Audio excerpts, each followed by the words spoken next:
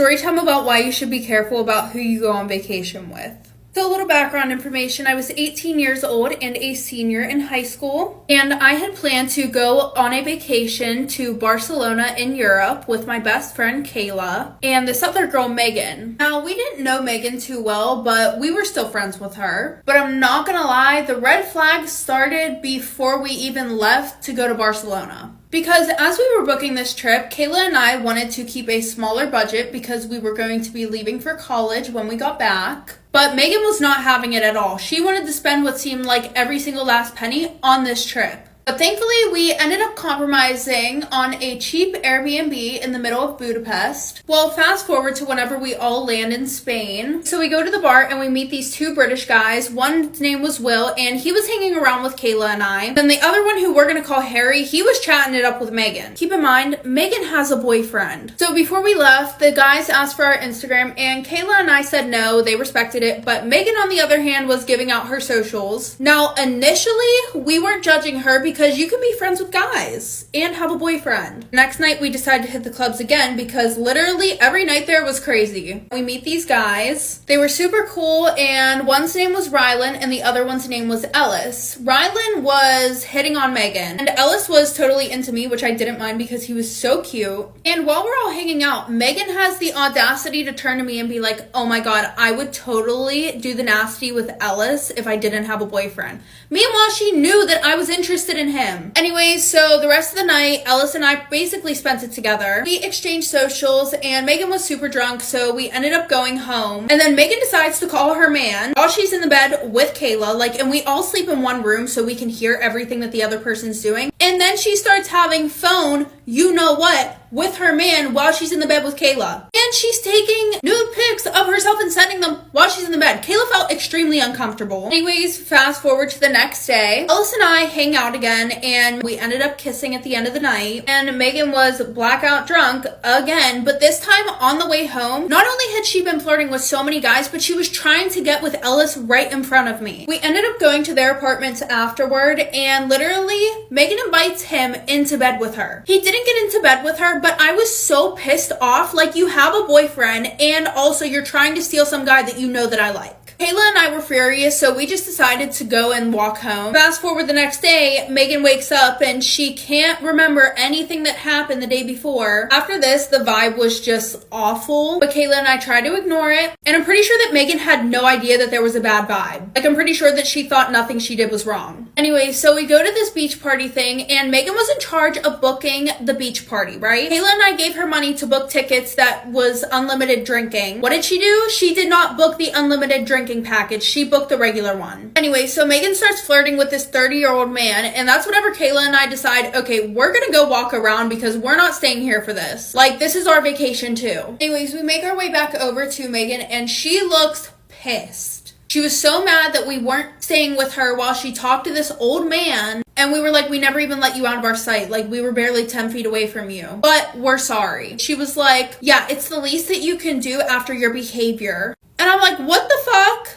So then all of us are arguing on the beach, and usually I'm the one who is very feisty, but Kayla went off. I have never seen her like this ever in my life, because Megan thought that she could just go off on us and we were gonna stand there and say nothing. So then she orders a cab, and we offer to get in it with her, but she says no, and we stayed and we had a really good night. Because one, this is our vacation too, and we are nobody's babysitters. We tried to make sure that you were having a good time, and we took care of you while you were blackout drunk, and you were not about to treat us like shit. Moral of the story, know who you're going on vacation with before you go on vacation. Am I the asshole for telling my daughter not to be so needy? I, 55 male, have been married to my wife, 51 female, for 29 years. We recently moved our 19-year-old daughter into her college apartment. My wife had already helped her move in the day before, and we had to help finish the process. Upon arrival, we moved the boxes into her apartment. After we took all of her things in, I figured we were done. My wife informed me that she was going to help our daughter unpack and get settled in. I asked how long it would take, and she told me about an hour. I waited in the living room as my wife and daughter unpacked. After an hour, I went in to see how much longer they would be. My wife was busy helping our daughter decorate.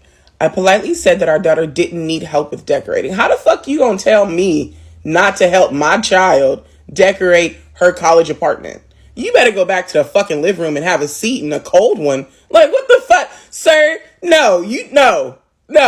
I politely said that our daughter didn't need help with decorating and that she had plenty of time to decorate the next day before classes started. My wife told me that she was going to help and that since we didn't have any other plans, time shouldn't matter. My wife does this a lot with our kids, and I think that because they're young adults, they can do things for themselves. This is one of those cases. When it was time to leave, we drove our daughter to the music building. She had an audition for a voice ensemble. My wife got teary-eyed and gave her a hug goodbye. I got out of the car and I told my daughter that I didn't mean to offend her, but whenever somebody starts off a fucking statement with, I don't mean to offend you, or no offense, whatever comes after that is about to be offensive as hell, and 9 times out of 10 is going to piss you the fuck off. Like, sir, you are 55 years old. Whatever the fuck you are about to say, you fucking know better, and you shouldn't have fucking said it. I got out of the car and I told my daughter that I didn't mean to offend her, but what if something happened to either of her parents? What would she do? She needed to stop being so needy.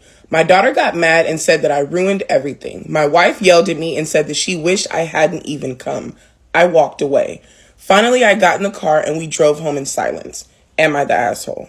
Bro, the simple fact that you didn't get out of the car to hug your daughter goodbye, but to tell her to stop being so needy is what makes you the fucking asshole. Like, you are literally letting your 19-year-old daughter go. She's leaving home for the first time for college, and you weren't even going to get out of the car to give her a hug. But you made sure to get out of the car to let her know something could happen to both of your parents, and you shouldn't need us anymore. At 19 years old. Are you fucking kidding me? Like, are you fucking kidding me? Tell me you can't fucking wait to get rid of your kids without telling me you can't fucking wait to get rid of your kids. Bro, you are absolutely the asshole. Because what the fuck? Like, why? Why? The comment was so fucking unnecessary. How you gonna go to your daughter and tell her to not be needy when your wife is the one that wanted to stay and make sure that her daughter was settled in and unpacked before you guys left her for months? Like, first of all, I feel like you're a little jealous. Honestly, like, that's really what it's giving. Like, you're jealous of the relationship between your wife and your daughter. Or you just can't fucking wait to get rid of them. Like, you cannot wait to get rid of your kids. If you think that once I pack up and help you get all your shit in your apartment for college, you shouldn't be so needy anymore. Okay. I don't know about anybody else, but me moving out on my first time, I have never needed my mama so much in my fucking life. I didn't know that when you moved out, you have to buy everything every fucking month. And my mama had to explain that shit to me. Because, Mom, you mean to tell me paper towels run out? Yes, your daughter's gonna fucking need you. And you are an absolute asshole for telling her to not need you. Because what if something happened to you guys? Are you kidding me? And you're gonna tell her that and then hop in the car and then drive the fuck away. As if she's not gonna be away from you guys for months. That would fuck me up so bad in my head if my dad said some shit like that to me and him and my mom jumped in the car and I wasn't gonna see him until fucking November. Are you kidding me, sir? You are such an asshole. My question is, why did you go? You clearly didn't fucking want to be there. Your wife told you that she wished you wouldn't have came. Your daughter told you that you ruined it. You didn't talk to any fucking body. The whole time you sat in the living room for an hour, not bothering to help do shit while your wife and your daughter were helping unpack the fucking apartment. You didn't get out of the car to say goodbye to your daughter, but you made sure to get out to make a really mean and insensitive and hurtful ass comment to her. Why are you even fucking there? Nobody would have been angry at you for skipping this. Sir, you fucking suck. Story time about how my baby daddy ruined my pregnancy. So a little background information. I was 18 years old and I had just graduated high school. After my ex and I broke up, that's when I met my baby daddy, who we are going to call Mark. He had graduated high school the year before my freshman year in high school. So there was quite a bit of an age gap. I always had a little bit of a crush on him, but I never thought anything of it because he was literally a senior in high school while I was in middle school. So one day him and I hang out and I decided that I was not going to do the nasty with him because I did not want to get ghosted right away after. Been there, done that. But sadly, this is easier said than done. To 2 weeks later, him and I are still doing the nasty and talking when all of a sudden he says, I think we should slow things down. Wait, who? Like, oh, okay, now you think we should slow things down. Pretty sure that seems a little ass backwards, but okay. Sure, bud. A week later, my stepmom and I are talking, and I low-key let it slip that my period was late. Oh, hell no. And not just like a day or two late, 5 days late. Go home and get the gun.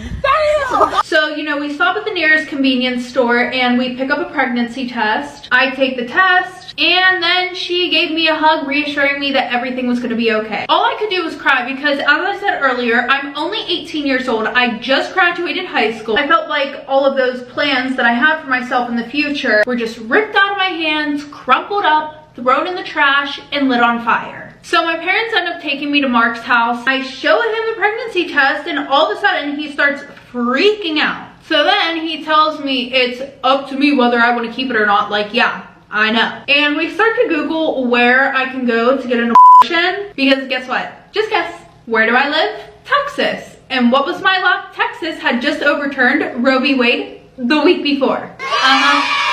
And it would be expensive to travel somewhere, so obviously we decided not to do that either. Well, fast forward to November, my birthday month, Girl, shut the fuck up! Anyway, so like I said, fast forward to November. The one day I'm at work, and earlier Mark had told me that he was going to go to his brother's house. And since I was at work, I didn't care until, dun dun dun, one of my friends, my work friends, convinced me to check and see if he was where he said he was. I swear, it's always the work friends that have like the best intuition. Like if they tell you your man is cheating, he's probably cheating. And I'm not gonna lie, you know, something was a little bit sus about the fact that he was going to hang out with his nephew super late. Yeah, shit just like low-key wasn't adding up. I drive past his brother's house, and what do you know? He isn't there. Don't be shocked. You're shocked? You're shocked? So now I am blowing this motherfucker's phone up. After what feels like forever, he finally answers the damn phone. And I'm like, hey, I know you're not at your brother's house. Where the fuck are you? And he confesses to being at this girl Hannah's house. He is swearing up and down that nothing happened with this girl Hannah. You lying? Yeah. I believe him. I let it go because he tells me that he loves me and he wants to make things work. Dumbass bitch. So 4 days later, while he's at work, I realized that this tool bag left his Apple Watch at home, and that hoe had "Go Through Me, bitch" written all over it. So what did I do? I went through that shit, and I found some very raunchy text messages between him and Hannah. They had been talking about how much they wanted each other, and he had gotten mad at her for not wanting to do the nasty with him. After I confront him, he begs me not to leave him, and you know, he swears he'll never do it again. He lied. Got him! Turns out that he had been asking other girls for nudes and sending nudes to them. It caused my body so much stress that I literally had to have an emergency C-section due to how much stress my body and baby was under. Him and I aren't together anymore, but we still live in the same house. We actually sleep in separate bedrooms. He is an amazing father, but as a significant other, absolutely not. That man is garbage.